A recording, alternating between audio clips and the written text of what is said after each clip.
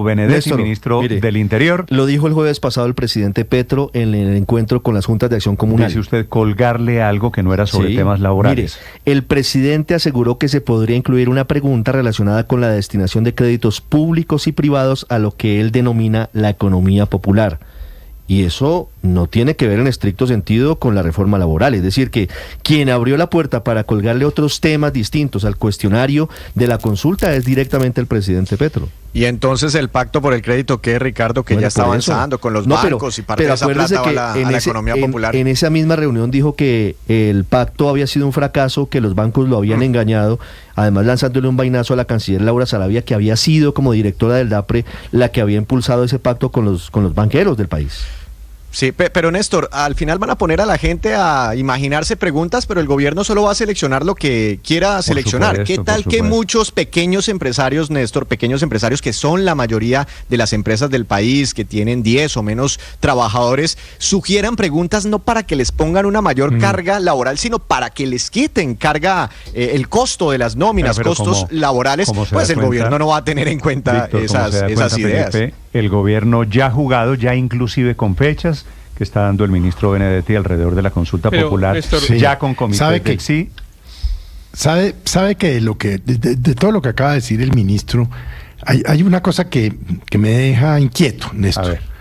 Y es que frente a la pregunta, ya sabemos pues qué van a hacer. Si el Senado no hace quórum y tal, y no se pronuncia, van a consulta. Pero si el Senado dice que no, el ministro está hablando del complot, que usted le dijo, eso es una democracia. Se hunde, no, Felipe. Pero ¿Qué van a hacer si el Senado, que es posible, que le diga que no y no puedan convocar Felipe, la consulta? Van a hacer lo mismo. ¿Para dónde van con la tesis del complot? No solamente es posible, es su derecho también aprobar o no aprobar. Claro. Es que entonces, como esa regla les quita el motivo de la campaña al gobierno, que es en lo que están, porque pues claramente aquí no hay una ruta de modificar nada, sino simplemente un pretexto para hacer una campaña.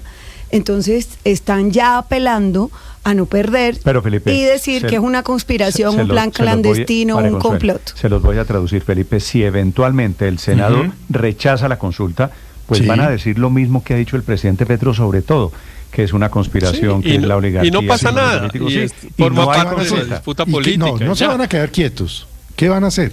Pues no, van a decir que no, que les están haciendo un complot y tal, y ya, y no pasa nada más allá de la disputa política, de la controversia política, no pasa nada, no va a haber un golpe de Estado, no, eso no va a pasar, Felipe, usted tranquilo.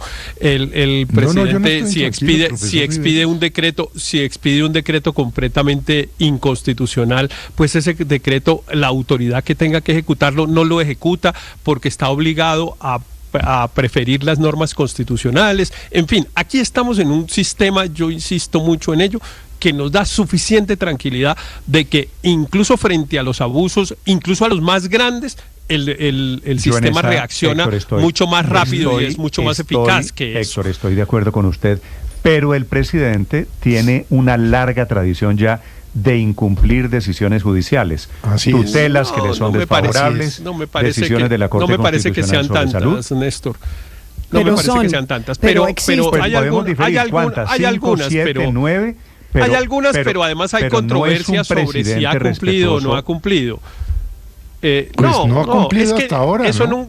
Todo el sistema de controles está hecho en desconfianza de los gobernantes, llámese Pedro, Pepe, como se quiera llamar.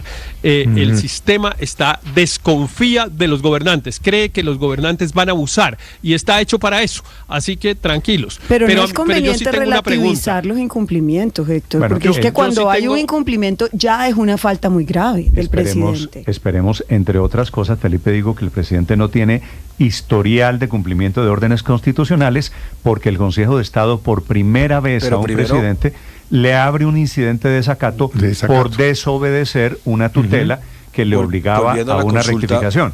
Y eso va a generar otra polémica que seguramente tocará. Volviendo a la consulta, volvamos a la Volviendo consulta. a la consulta, yo creo que hay que perderle miedo a este mecanismo. Muchos piensan, bueno, hay que oponerse a la consulta porque la propone Petro y entonces esto lo va a fortalecer electoralmente. Y cometen el grave error de desconocer que finalmente ahí hay unas consignas, como por ejemplo los recargos nocturnos, horas extras, que aquí incluso varios colegas, el mismo director está de acuerdo. Hay que entender que sí, la propone Petro, porque sí, quiere hacer campaña. Pero es evidente que todos los demás también pueden hacer campaña, los sectores de la derecha, los sectores del centro, y hay que perderle el miedo a hacer campaña en torno a esa consulta. Y pues veremos primero cuáles son las preguntas, porque eso sí fue como el gran interrogante de la entrevista al ministro Benedetti. Lo que uno concluye es que ya hay comités del sí, ya están en campaña, pero ni siquiera el gobierno ha presentado la consulta al Senado. Aquí repetíamos, no, es que el Senado no ha aprobado, pero ¿qué va a aprobar el Senado si están dedicados a montar los comités del sí y la campaña electoral y no las preguntas siquiera? Entonces, digamos, como todo en este gobierno, son excelentes para hacer campaña, lamentablemente muy malos para resolver los problemas. 7 de la mañana, 43 minutos, los acompañamos. Como dice Luis Ernesto, todo el mundo tiene derecho a hacer campaña y ojalá los que se opongan a las propuestas del gobierno pues tengan el mismo nivel de capacidad organizativa que tiene el gobierno, donde están las organizaciones Héctor, sociales con la plática suya y mía, que ¿no? se oponen, sí, Néstor, pero pues eso forma parte de las reglas del juego. Los gobiernos siempre están en política y los gobiernos siempre se quieren quedar también. No hay ningún gobierno que no se quiera quedar, esa historia no existe. El sistema liberal se hizo para evitar que los gobernantes abusaran y que se quedaran en el poder. Esos fueron los dos únicos objetivos de los fundadores del liberalismo clásico.